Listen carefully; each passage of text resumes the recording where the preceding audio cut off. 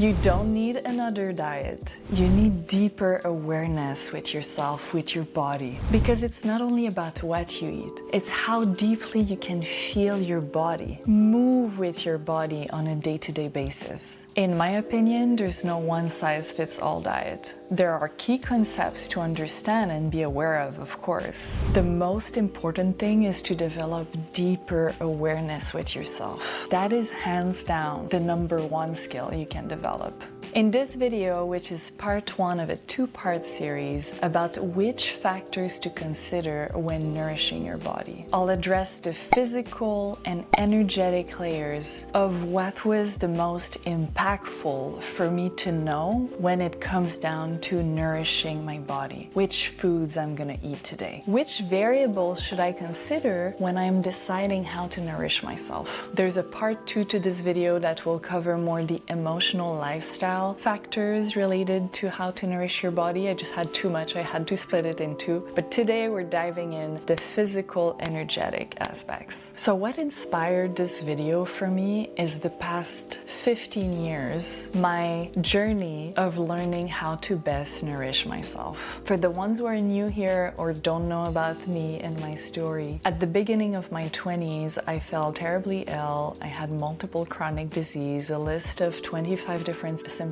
I was struggling with so much inflammation in my body, and I healed myself holistically, touching the physical, emotional, energetic layers over the years. But nutrition, the way I was feeding myself, nourishing myself, definitely has played an enormous role in my recovery and healing journey. This whole experience catapulted me on a path of holistic healing, a passion for my feminine body, from detox to nutrition to essential oils to emotional healing, energetics, feminine energy, embodying my full radiance. I'm an optimizer. I love optimizing everything, and I want to share with you all the wisdom that I've learned about the feminine body in the past 15 years of being on this journey. And through this journey, I am now living my dream, and I'm helping other women be their most radiant self through my mentorship program, Rooted and Radiant. I'll put the link down below if you're interested. I only work with couple clients at a time. We go deep. I'm devoting myself to your healing and transformation. That's the way I love to work. And if it calls you, if I'm lighting a spark right now, you can check out my mentorship page down below. I'm truly passionate about all this. It's something that I've studied really for the past 15 years, and I absolutely love it. I love the nuances, and I think when you want to become a master at something, the refinement and the knowledge is really in the nuances. I'm going to explain every factors as much as I can without going too deep, because I don't want this to be a 3-hour video, right? But know that every one of these factors could be a 2-hour conversation by itself. They're big. There's a lot of meat there, and I'm going to try to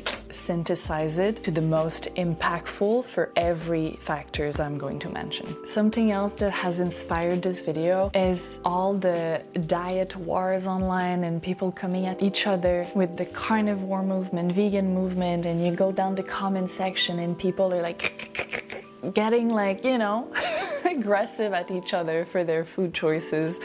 And we know better than this. Like, respect someone's way of eating, and you do you, boo. You do you. If something doesn't resonate with you, you do you. I'm here to share my own experience, and the goal is to bring the nuance in the extreme and share the wisdom I've learned through my own experience of trying different diets over the years, and now being very strong in my intuitive way of eating with no rules, really. Once you're really connected to your body and what feels good and nourishing to you, I think it becomes easy to simply choose the foods in the moments and the seasons whenever you travel that are the most optimal for your body. So my wish is for everyone that's watching this video to have more clarity around trusting their own intuition when it's time to choose the foods they're going to eat.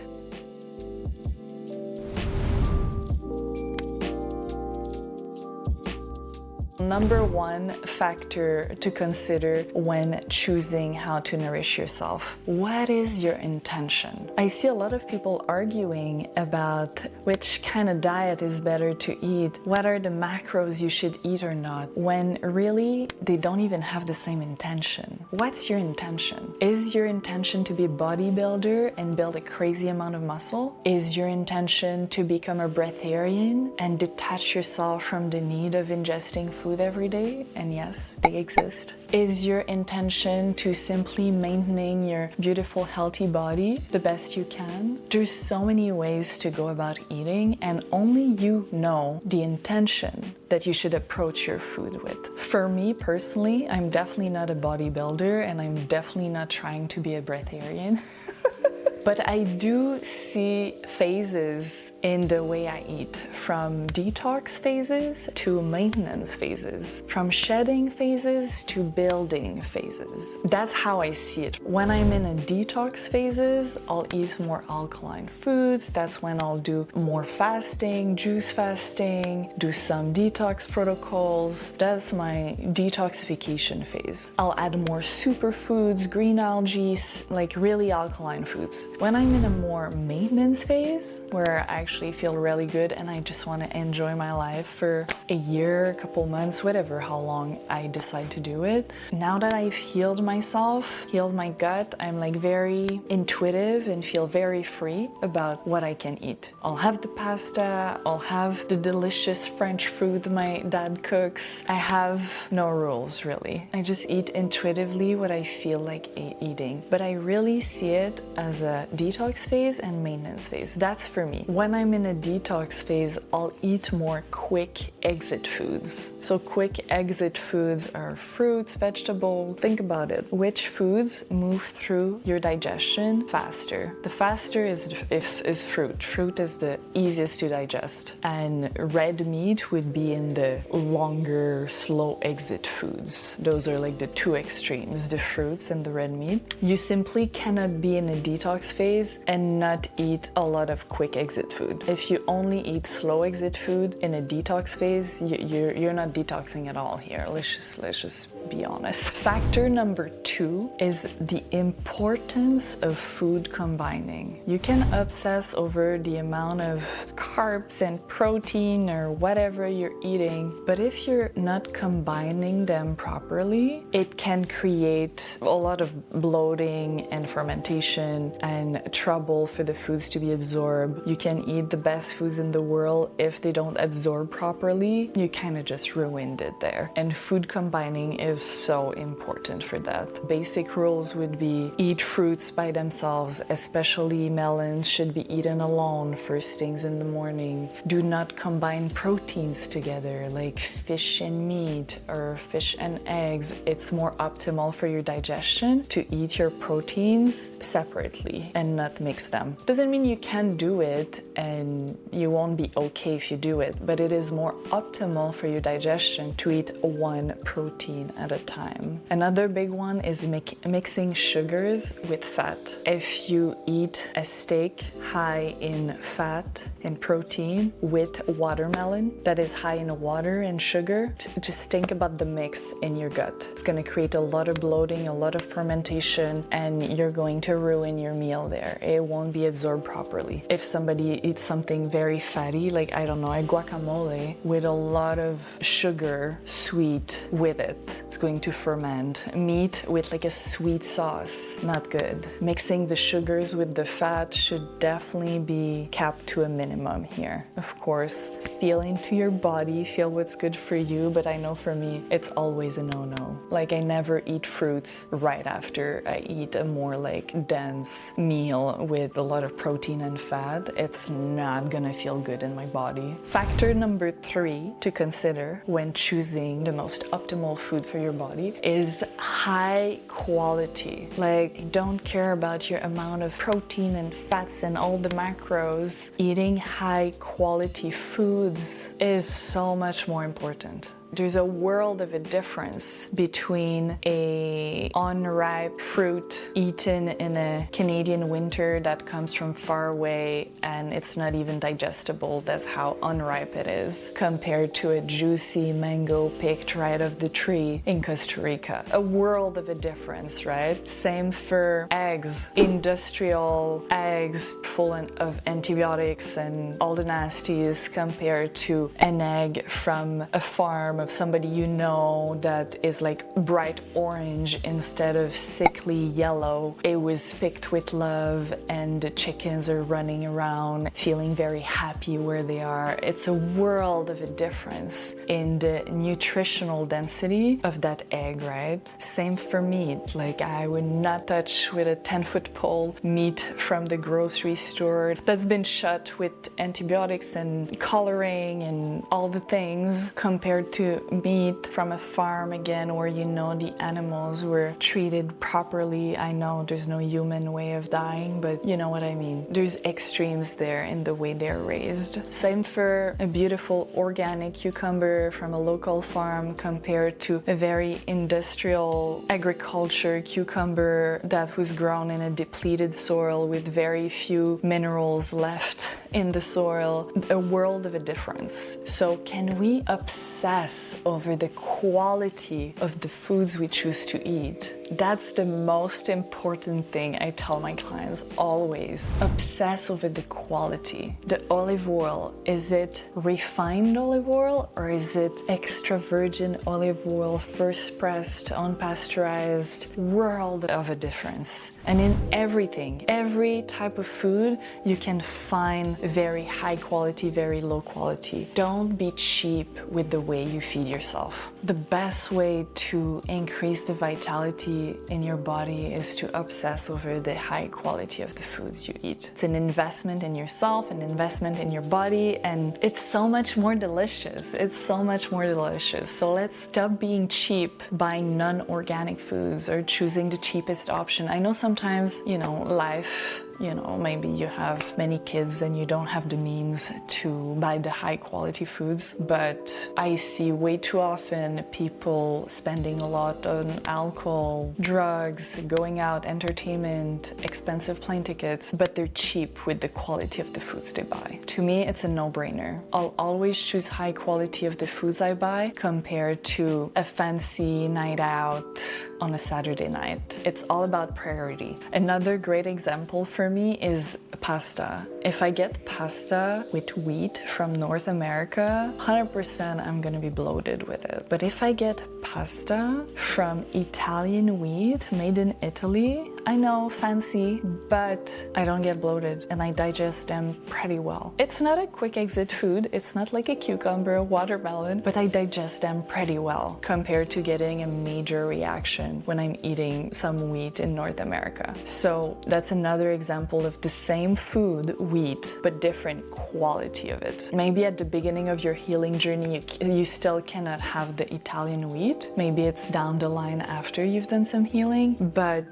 the message I want to bring home is do not villainize a type of food if you haven't tried the high quality version of it. Do not villainize a type of food unless you've tried supreme quality of that food. Another example for me is tomatoes. I'm just thinking right now. Greenhouse tomatoes from Canada, I find them very acidic. It's like, it doesn't feel good in my gut compared to local tomatoes grown in the earth in the summer when it's in season. The world of a difference, and we're talking about the same type of food, right? Sorry, baby girl, I can't be with you right now. Oh, are we okay, my love? I'm sorry, my love. Can't be with you, okay? Why don't you come here? Factor number 4 is food preparation wisdom. The way you prepare your food can make or break the absorption of that food. I'll give you an example. Chickpeas, beans, if you buy them organic, dry, and you soak them yourself overnight and you cook them, your body can react completely differently than when you buy a cheap can of chickpeas full of BPA and extra salt that's been sitting there for I don't know how long. And have you heard of lectins? The lectins are helping the plant protect itself from predators. So the lectins in a way are not good to be ingested. Lectins can be found on an eggplant, for instance,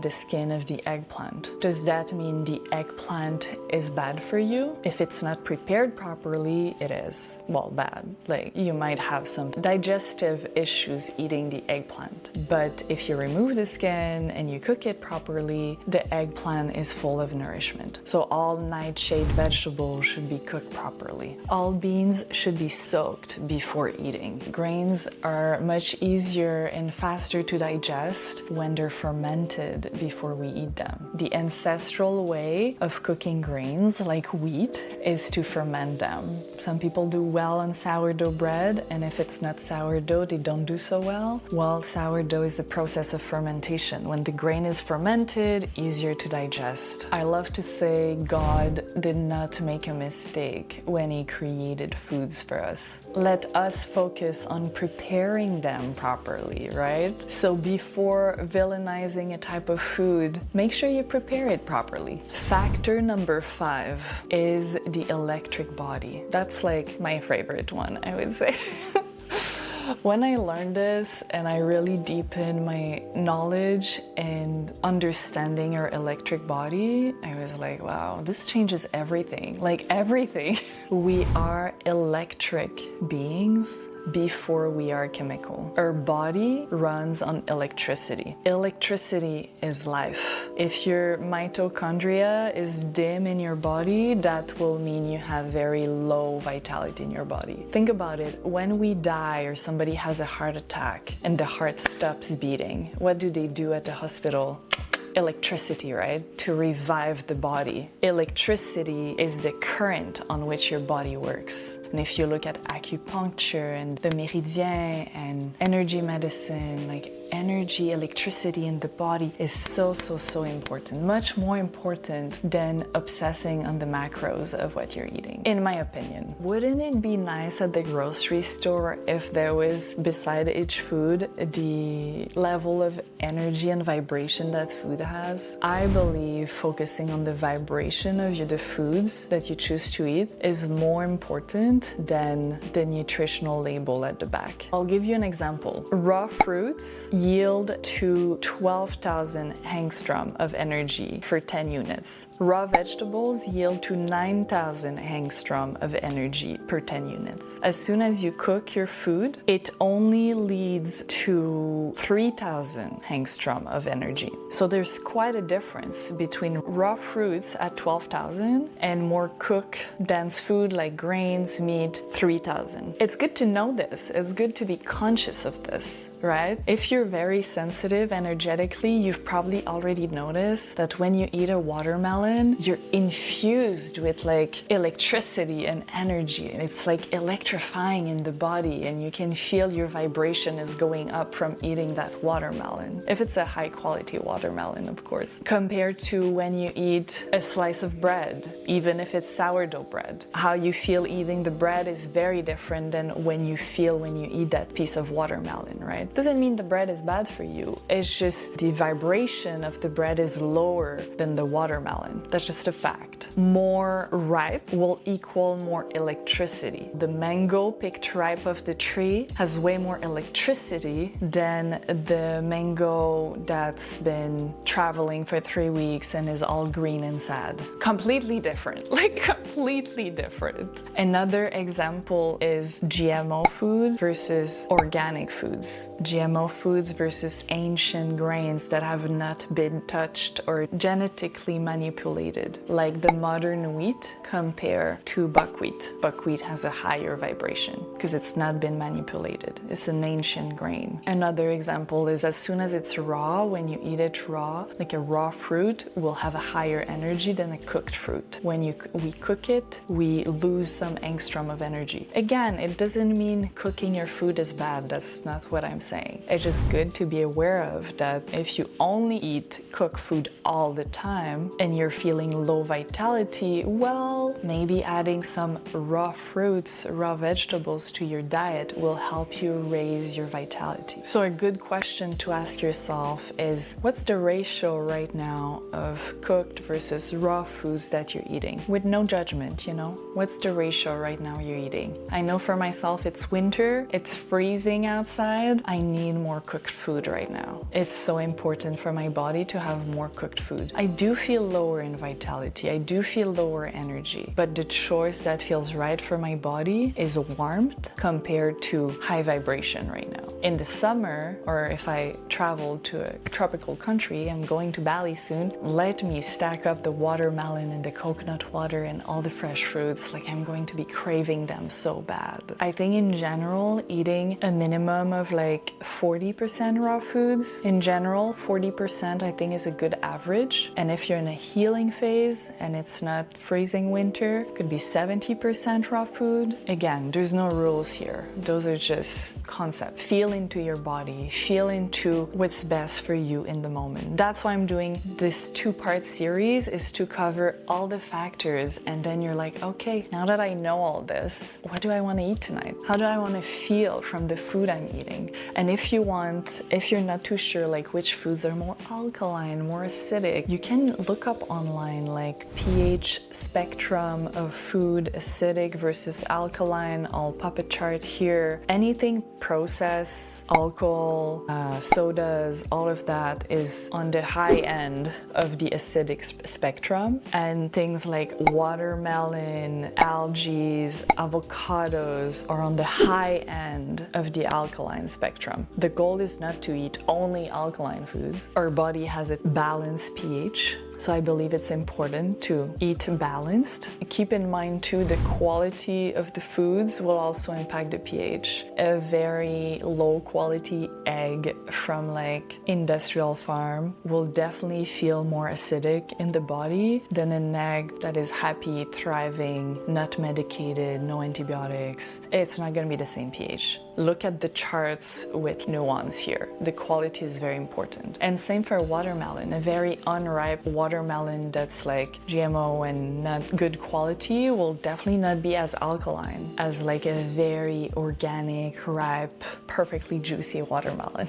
Anything higher quality will have a higher pH. Factor number 6 is grounding versus elevating. That's something I came up with through my years of like experimenting with food, nutrition, fasting. I really tuned into the vibrations of the food that I eat, and when I crave to feel more grounded, I will reach for more grounding foods. If I crave to elevate my vibration, I will reach for more elevating foods. So in a way, you could look at alkaline being more elevating and foods that are slightly more acidic. I'm not talking about processed foods here or like the higher end of the acidic spectrum, but like, you know, close to balanced pH, I would say. Those foods I would eat when I want to feel more grounded. If you're moving through events in your life that are making you very ungrounded, for instance, I don't know, you're losing your business right now and you're living a lot of stress, or you're moving through a big heartbreak, maybe you will crave more grounding foods if you're very anxious or stressed. So when you eat something like root vegetables, like legumes, like red meat, those are very grounding foods. When you eat something like watermelon, avocados, greens, sprouts, broccoli, berries, it's much more elevating when you eat them. The energetics of it is very different. So very often when it's time, I'm not the type to meal prep and cook stuff in advance. I love cooking in the moment based on how I feel and what I want to feel. If it's dinner time and I feel it's very cold outside and I want a very warming, grounding food, I will reach for root vegetables, legumes, or red meat. Like, that's the foods I will choose for grounding. But I will always mix it with like green vegetables or salad, or I cannot just do the grounding foods. food. I will feel lethargic and too like, ugh, if I just eat the grounding food. I always mix it with some greens, with some vegetables to have a balance in the end. Say hi. Hi. Hi.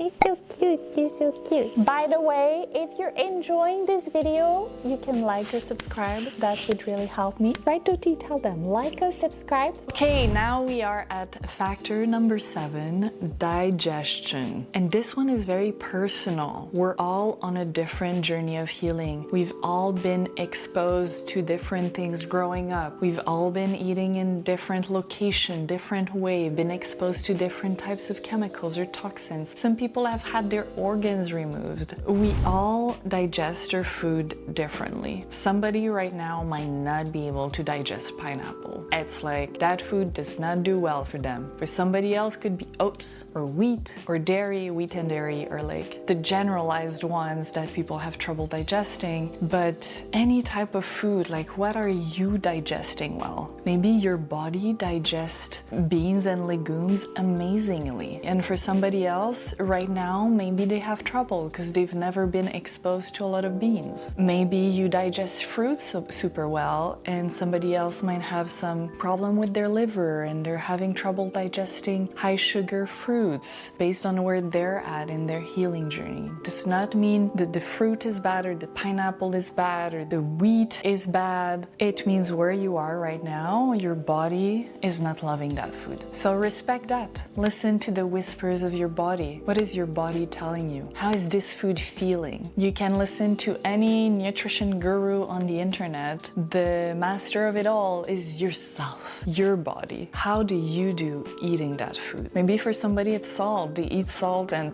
they puff up and they really don't feel well. And for somebody else, they need more salt because they've been depleted of salt. We all have a different history, been exposed to different things. I don't love comparing somebody's journey with somebody else. You don't know what they're feeling in their body. What have they tried before? Somebody coming from a super processed standard American diet will feel better eating anything on a whole food diet, right? Anything. Somebody who's been eating a lot of very high vibrational food maybe won't feel as good when they eat a lot of slightly acidic foods because they come from there. Like, where are the people coming from? There's a lot of noise on the internet and people compare what they eat to people that don't even have the same intention as them, the same history as them, the same health issues as them, the same gut healing journey as them. I think the food you choose are very personalized to you, where you are right now. We can argue on the types of foods that would be the best to eat for like the optimal human that is perfectly untouched supreme body. That would be another video. But in the world we live in right now, we all have a different history. We've all been exposed to different things. So trust your body. Whatever you eat doesn't matter if you don't digest it well. It's the bioavailability of what you're eating that's the most important to be absorbed in your body. Like, I know for me, when I was really sick, suffering from multiple chronic diseases, I couldn't do oats, I couldn't do gluten, any type of slightly processed grain, anything, I would get majorly constipated and bloated, like crazy. Now that I've healed myself, I can absolutely have oats, I can have sourdough bread a couple times a week with no problem. Do I feel the most optimal when I eat the sourdough bread? No, but I can have it with no issue. You know what I mean? I've healed my gut. I'm like in a good place. When I was sick was a completely different story.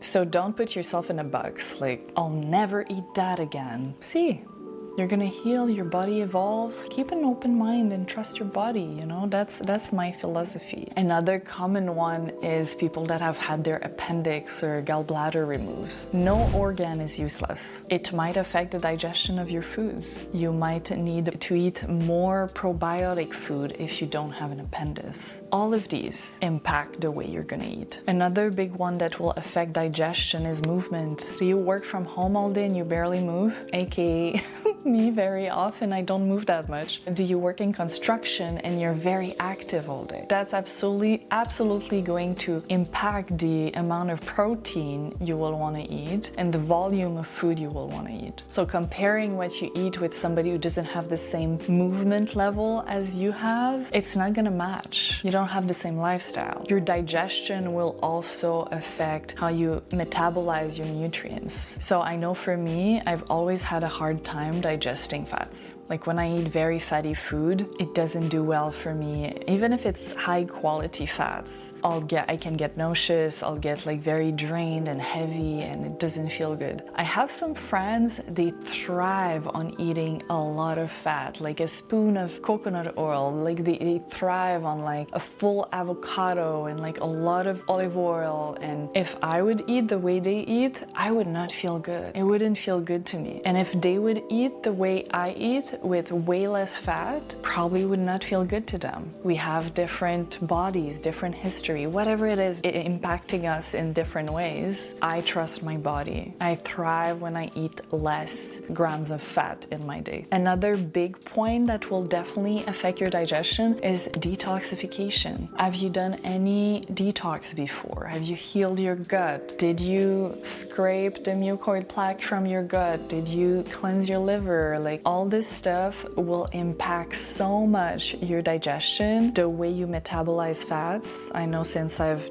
done good amount of liver cleansing, I digest fats much better. All of that, the detox journey will definitely impact your digestion and how you decide to nourish yourself. By the way, if you're interested in knowing more about my 5-day Radiance Detox Blueprint that everyone that's done it has been mind blown and is just raving about it, you can check out the link below. It's my signature 5-day detox blueprint. I created it from all the experience I've gained over the years, all the detox I've tried over the years. This is the absolute best of the best if you want to devote 5 days of your life to transforming your mind, body, soul, emotional, energetic, physical. It's a must. Like it is so good. I definitely recommend it. I'll put the link down below. There's some amazing testimonials you can look at on the landing page. Factor number 8, carbs and fiber. By the way, there could have been 30 of these factors, but I tried to keep it to the most impactful with where we are right now. And carbs and fibers. People have been, you probably noticed on the web of the internet, the past couple years, people have been obsessed over protein. Protein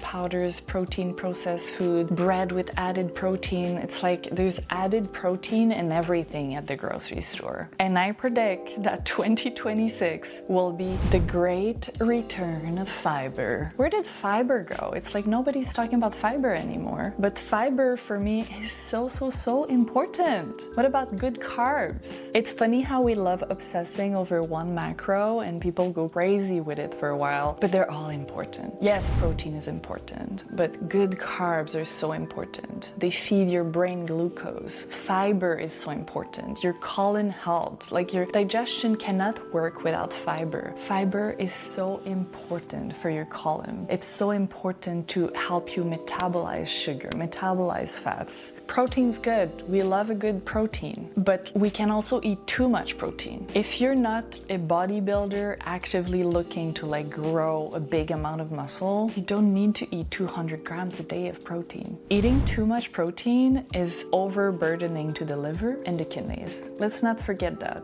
So today I just want to remind us that carbs and fiber are so important as well. Let's bring them back to the front, the good carbs and the good fiber. I feel people associated the word carb to croissant and bread and pasta, potatoes, and yes, they're all high in carbs. But what else is high in carbs? Asparagus, broccoli, cabbage. All fruits and vegetables are high in carbs, good carbs, and fiber, good fiber. And I think we all need a collective reminder of the importance of the good carbs and the good fiber. There's a trend on the internet of like cutting a lot of fiber from your diet. Sure, if you have some issues with your gut and cutting it short term helps with your symptoms, you do you, boo. Listen to your body. But choosing to remove all fiber from your diet for like long term, I don't believe that's good for anyone. And also ask yourself, if you're sensitive to fiber, is it the fiber or is it the glyphosate on the fiber? It's worth thinking about, you know? What's the quality of the fiber you're ingesting? And if you want a quick supplement that is super efficient to rebuild your gut lining, you can check out, I'll put a link below, Iron Gut Support from Dr. Zach Bush is an incredible supplement. It's fulvic minerals. It helps rebuild your gut very quickly. I started using it this year, and there's a lot of gut healing supplements out there, and it's definitely in my top 3. Like, it's a really, really good one. It's only available in the US right now, I think, but definitely worth checking out. If you're having gut issues and you need a little healing the gut moment, it's definitely a very easy to consume efficient one. So basically what I want to say is fats, carbs, protein, fiber, they're all good, they're all important, and let's eat them in a balanced way. It's not over obsess over any of them. They're all good. Listen to your body, to what feels good to you for like the ratios of all of them, right? Listen to your body before listening to that guru on the internet, including me, by the way. Always listen to your body first. And finally, factor number 9, the last one for today. Can we obsess over micronutrients? Obsessing over micronutrients, I find, is a way smarter, easier approach to nourishing yourself than obsessing over macros. So macros are fats, carbs, protein, right? That's the macros. Micronutrients are vitamins, minerals. In this era of depleted soil, it is way more important to obsess over micronutrients than your macros, in my opinion. The quality, I'm coming back to quality, the quality of the whole foods you eat will grandly impact the nutrients that are bioavailable that your body will absorb. So all these factors feed into each other, of course, but let's obsess more over micronutrients. So that's it. This was the end of part 1 of my 2-part series on everything I learned about nutrition and all the factors to consider when choosing the best foods to nourish your body. This part was about physical and energetic aspect, and part 2 will be about emotional and lifestyle factors. I will share the second video down below for the ones interested in keeping fun going. I wish you an amazing day. Bye-bye.